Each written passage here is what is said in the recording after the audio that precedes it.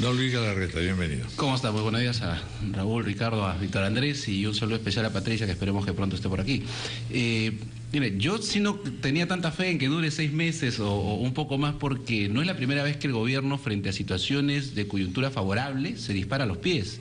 Y yo he visto otras veces donde el presidente incluso había pasado momentos complicados y había empezado a tener una buena posición en las encuestas, igual que la esposa.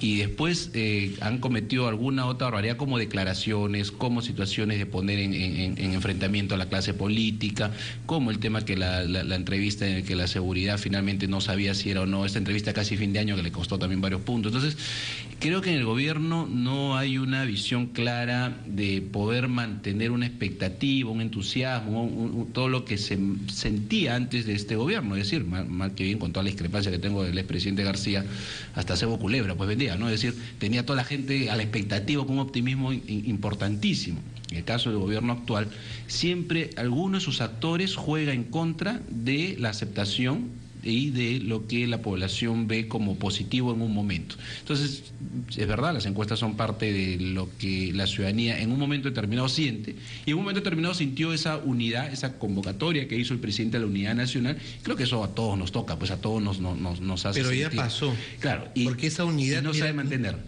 Ni siquiera la puede mantener al interior del Ejecutivo. Exacto. Mira lo que está pasando entre Villanueva. Este es ya ahorita, ¿no? Pero que no le ha costado, esto no refleja todavía lo de Villanueva, no refleja.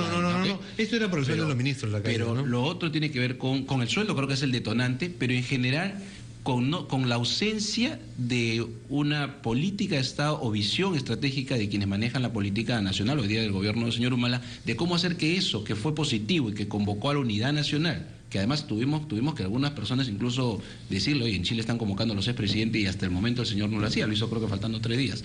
Entonces, la ausencia, más que algún error de los sueldos específicos, pero creo que es la ausencia de cómo saber mantener eso. Es decir, no tener todo un programa o una estrategia de poder sacar otras cosas más que tenga la gente con una opinión favorable al gobierno. Creo que por ahí va. Bueno, eso es tratando de explicarse las encuestas, pero yo quisiera ir más lejos en el sentido de cómo califican ustedes las cosas, el accionar hasta el momento, cuán peligroso es que en realidad este gobierno siga debilitándose a los efectos, en fin, de la administración interna, porque independientemente de todo el tema de la Haya y de las simpatías populares, en primer lugar está el tema del gabinete, que ya de hecho parece ser hoy día una cosa relativamente urgente. Lo segundo es en qué medida este debilitamiento político está comprometiendo el accionar económico, el accionar y las reacciones de la población. Ya tenemos paros, ya tenemos huelgas, ya hay un grado de descontento que seguramente va a aumentar. En tercer lugar, tenemos en cartera todo un tema sobre la regionalización, que por supuesto también trae su fuego escondido, ¿no es cierto? De modo que hay varios aspectos en los cuales, en verdad, más la seguridad ciudadana, independientemente de cómo actúe el gobierno, el país necesita que sus sectores políticos esclarecidos tengan una intervención más prudente para poder avanzar por lo menos en estos campos en cooperación con el orden estatuido, es decir, con el gobierno, ¿o no?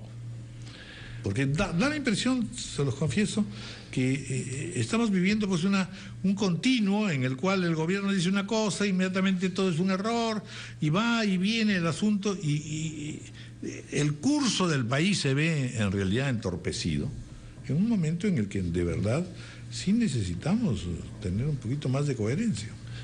Víctor Andrés García Veloz. Bueno, en realidad es cierto, o sea, se nota un gobierno con varias cabezas, ¿no? No solamente bicéfalo, sino quizás tricéfalo o cuatricéfalo, o sea, es un gobierno con varias cabezas. Y dentro del gabinete ha habido evidentemente 2 cabezas visibles.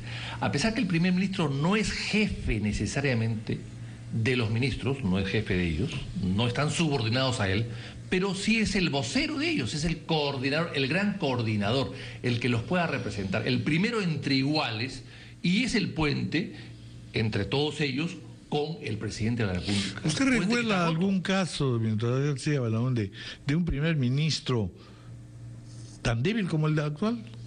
No, la verdad que no. O no sé si la palabra sea no. débil, pero en todo caso algo se nota. Pero yo he visto primeros ministros que han sido ministros de Economía para fortalecerlos. Bueno, esa es la otra cosa. Justamente al revés. Por ejemplo, Ulloa, Así que era es. primer ministro y ministro de Economía. O sea, porque el Ministerio de Economía es muy importante. Así es, bueno, un peso muy importante dentro del gabinete, aunque sea... Es virtualmente siempre el primer ministro.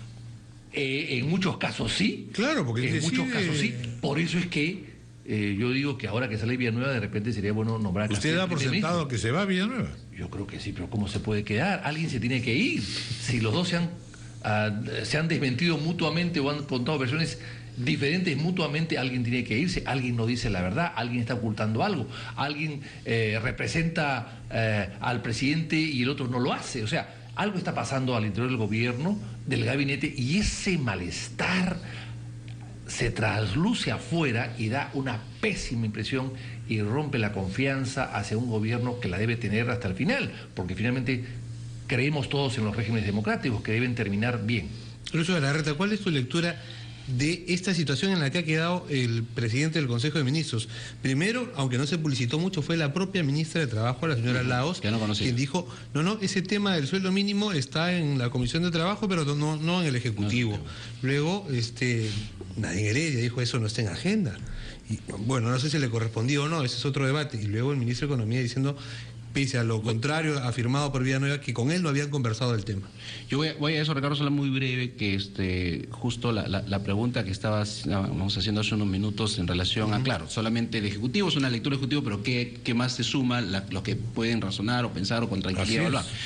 No hay que olvidar, y sobre todo para el radioyente, pero no creo que totalmente solo es crítica de parte de Víctor Andrés o quien habla, el Parlamento en materia de seguridad ha dado normas. Cuando el presidente de la República ha convocado a los partidos, en el caso del PPC ha estado el presidente fundador, Luis Bedoya Reyes, Raúl Castro, presidente del partido, Lourdes Flores, es decir, lo que corresponde a la clase política, por lo menos a quienes hemos intentado tender los puentes para los temas que son importantes, se han dado.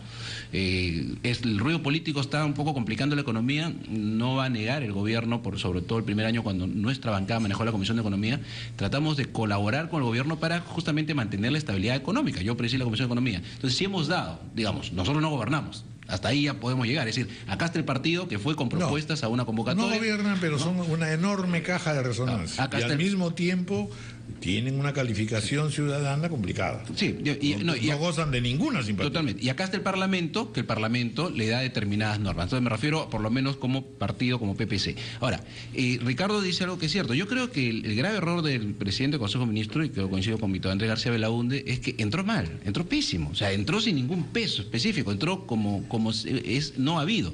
No bueno, es que ahí el gran actor era López Meneses. Pero por supuesto, el señor nunca entró en ninguna opinión. Era un invitado a una fiesta insólita. Sí. O sea, juramentó el presidente del Consejo de Ministros, salió el escándalo y el presidente del Consejo de Ministros, la cabeza del Ejecutivo, se escondió.